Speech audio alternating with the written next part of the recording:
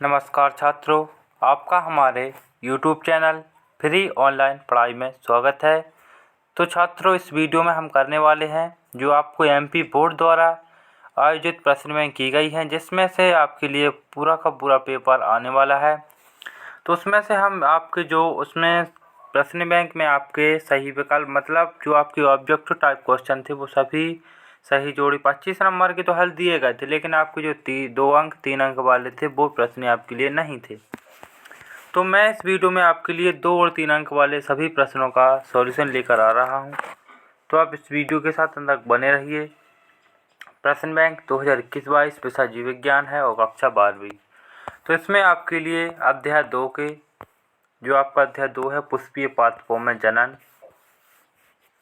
इसमें आपके लिए जो क्वेश्चन हम इस वीडियो में देखने वाले हैं वो हैं अनिषेक जनन क्या है, इसका महत्व, बहुभ्रूणता क्या है, निषेचन किसे कहते हैं, प्राक्कण भित्ति की रचना में ड्यूप्टेम की प्रपोंसन क्या है, टैप्टम से क्या तात्पर्य, प्रसुप्ति से क्या तात्पर्य है।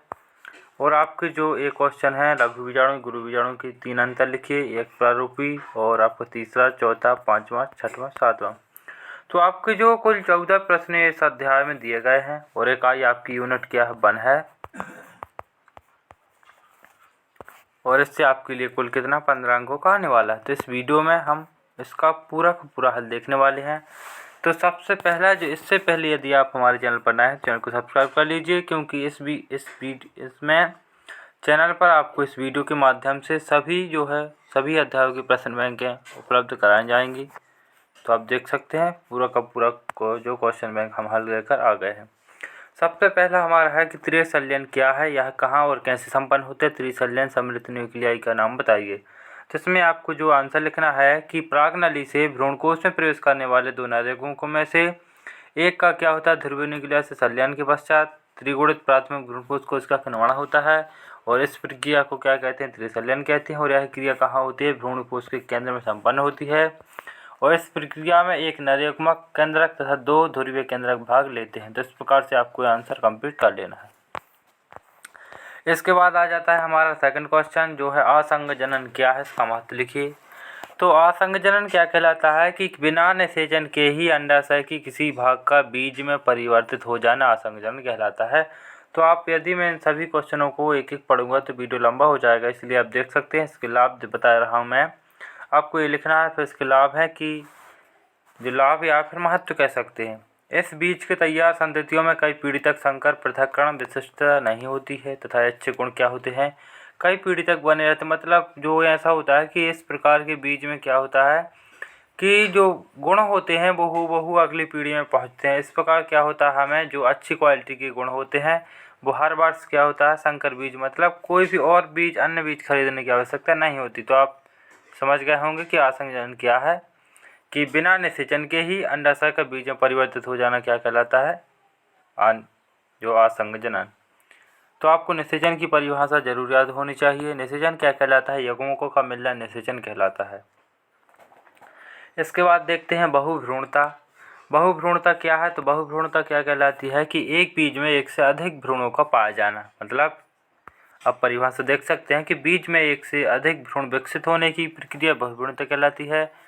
आम तथा नींबू की विभिन्न प्रजातियों में भ्रूणपोष के चारों उपस्थित बीजांडकाय कोशिकाएं क्या होते हैं, विभाजित होने लगते हैं और भ्रूणपोष में धंसकर भ्रूणों के रूप में विकसित हो जाते हैं। ऐसी स्थिति में क्या होता है, एक बीजांड के अंदर कई भ्रूण विकसित हो जाते हैं। तो इस प्रकार से आपके लिए जो है बहुभ्रूणता की परिभाषा लिख देनी है। आप एक लाइन में भी लिख सकते हैं कि बीज में एक से अधिक भ्रूण विकसित होने की क्रिया क्या कहलाती है, बहुभ्रूणता कहलाती है।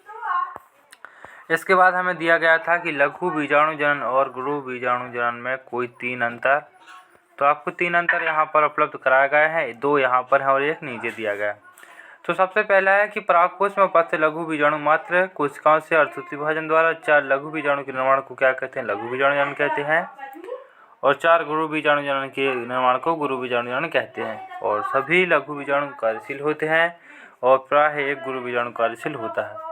तो इस प्रकार से एक अंतर नीचे दिया गया है कि लघु बीजाणु जनन के पश्चात तैयार लघु बीजाणु से नर युग्मोद्भूत या परागकण बनते हैं, जबकि गुरु बीजाणु जनन के पश्चात क्या होते हैं, मादा युग्मोद्भूत या भ्रूणकोश बनता है। तो इस प्रकार से आपके लिए आंसर कंप्लीट कर लेना है।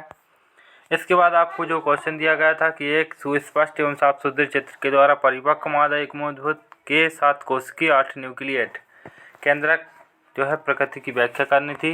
तो आपके लिए ये आपको इसमें चित्र आएगा, आप इसका स्क्रीनशॉट ले लीजिए या वीडियो को पॉज करके लिख लीजिए। इसके बाद आपके लिए इतना लिखना है इसमें। तो कितना लिखना है आपको यहाँ से लेकर यहाँ तक तैयार कर लेना है। इसके बाद आता है हमारा अगला क्वेश्चन कि लघु बीजाणुजन को समझाइए, परागकण भित्ति संरचना में टेपिटम की भूमिका। हमें क्वेश्चन सिर्फ इतना पूछा गया है, तो हमें भी क्वेश्चन सिर्फ यहाँ से लेकर आपको इतना ही तैयार करना है कि परागकण भित्ति का निर्माण 2 चरणों में होता है।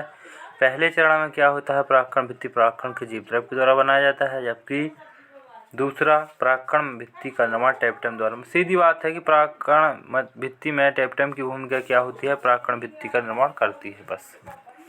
इसके बाद क्या होता है अगला देखते हैं हम। प्रसुप्ति से क्या तात्पर्य था, तो युग्मज प्रसुप्ति के बारे में आप क्या सोचते हैं, तो यहाँ से लेकर आपको यहाँ तक ही तैयार कर लेनी है।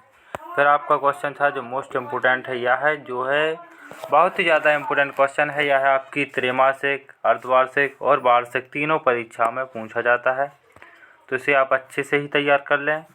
मोस्ट IMP क्वेश्चन है ये आपके लिए। तो पहला है कि स्वपरागण। इस परागण में एक ही पुष्प का परागकण उसी पुष्प के वर्तिकाग्र पर गिरता है, लेकिन परपरागण में क्या होता है, पुष्प का परागकण दूसरे पौधे के पुष्प के उसी जाति का हो या दूसरी जाति का हो सकता है, वर्तिकाग्र पर गिरता है। इसमें क्या होता है, पुष्प का द्विलिंगी होना आवश्यक है, क्योंकि एक ही पुष्प के माध्यम से होता है। और इसमें क्या होता है, पुष्प का द्विलिंग होना जरूरी नहीं होता है, यह एक लिंगी में भी हो जाता है, द्विलिंगी में भी हो जाता है। तो इस प्रकार से आपके लिए पाँचों के पाँचों जो है आंसर कंप्लीट कर लेने हैं तो अंतर एक साथ। इसके बाद था हमारा माइक्रो प्रोपेगेशन, मतलब इसे इंग्लिश में क्या कहा जाता है, सूक्ष्म प्रवर्धन को ही इंग्लिश में माइक्रो प्रोपेगेशन कहा जाता है।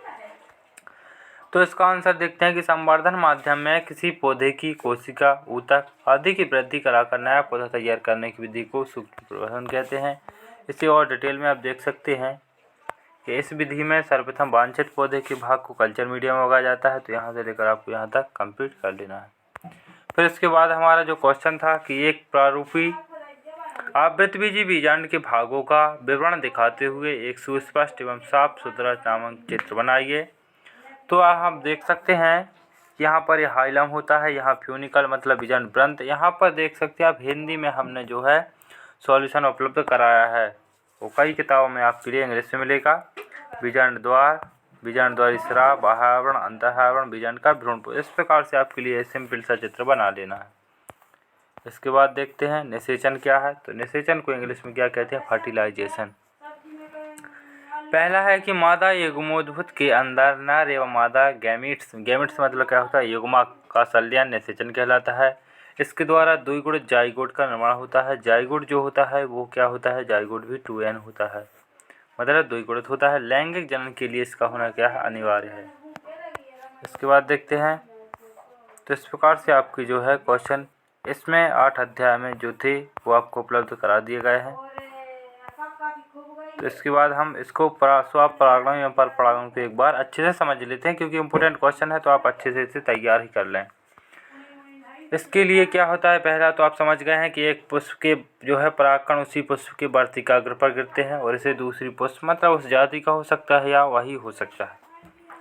इसके बाद दूसरा है कि इस पुष्प के लिए द्विलिंगी होना जरूरी होता है। द्विलिंगी होना क्यों जरूरी होता है, क्योंकि एक ही पुष्प में होता है तो द्विलिंगी होना आवश्यक है, और इसके लिए दूसरे पौधे की आवश्यकता पड़ती है, तो यह द्विलिंगी होना जरूरी उतना नहीं होता, क्योंकि एक ही पुष्प के परागकण उसी पुष्प के जो है वर्तिकाग्र पर गिरने हैं, तो इसमें परागकण क्या होते हैं, परागकणों की आवश्यकता अधिक हो मतलब कम होती है, क्योंकि उसी पुष्प जो वही पेड़ है और उसी पुष्प के वर्तिकाग्र पर गिरने हैं तो कम परागकण खर्च हो सकते हैं। इसमें क्या होता है, किसी दूसरे पुष्प से है तो इसमें अधिक परागकण कम खर्च होते हैं।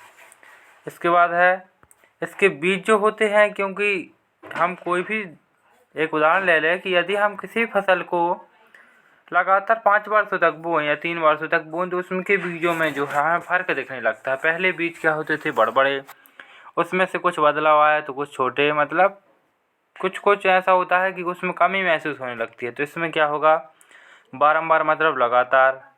तो क्या उत्पन्न बीज छोटे हल्की संख्या में कम और पौधे दुर्बल होते हैं, मतलब पौधे भी छोटे छोटे। इसमें क्या होता है, इस बार किसी पौधे से संकरण हुआ, उस बार किसी से हुआ, तो इसमें क्या है उन्नत किस्में, मतलब दोनों के गुण एक साथ आ जाते हैं और अधिक संख्या में स्वस्थ होते हैं। मतलब इस प्रकार से जो है पर परागण में बहुत अच्छे पौधे उपलब्ध होते हैं। तो परागण के लिए क्या है, किसी माध्यम की ज़रूरत नहीं पड़ती, मतलब वही पौधा है तो उसी के परागण उससे नीचे गिरने हैं, तो माध्यम की कोई जरूरत, माध्यम मतलब जल, वायु और ध्वनि कोई भी हो सकता है। इसके लिए क्या होता है, विभिन्न माध्यम होते हैं, जैसे जल होता है, वायु होता है, कीट होते हैं। मतलब कीट क्या करते हैं, एक पौधे पर बैठते हैं तो उनकी चोंच में क्या होता है, रस चूसने के लिए चोंच में परागकण जो है चिपक जाते हैं और वही जो है चिड़िया दूसरे पुष्प के फूल पर जाती है तो उस वह परागण उसमें छोड़ देती है, तो इस प्रकार से परागण हो जाता है। इस प्रकार से आपने, मैं आशा करता हूँ कि आपने इसे अच्छे से समझ लिया होगा। तो वीडियो पसंद आया तो वीडियो को लाइक कर दीजिए और इस संपूर्ण PDF को लिए आप हमारे टेलीग्राम ग्रुप को ज्वाइन कर लें। टेलीग्राम ग्रुप इसी नाम से बना हुआ है, फ्री ऑनलाइन पढ़ाई। तो आप टेलीग्राम पर जाकर फ्री ऑनलाइन पढ़ाई सर्च कीजिए और आप अपनी PDF प्राप्त कीजिए और इस चैनल के साथ जुड़ जाइए, क्योंकि इस चैनल पर आपके सभी विषय, जो भी आपके विषय हों, फिजिक्स, केमिस्ट्री, बायोलॉजी या फिजिक्स, केमिस्ट्री, मैथ और हिंदी, अंग्रेजी, सभी के जो है प्रश्न बैंकों के सॉल्यूशन उपलब्ध कराए जा रहे हैं। तो प्लीज़ इस चैनल से जुड़ जाए। इस वीडियो को देखने के लिए धन्यवाद। मिलते हैं नेक्स्ट वीडियो में।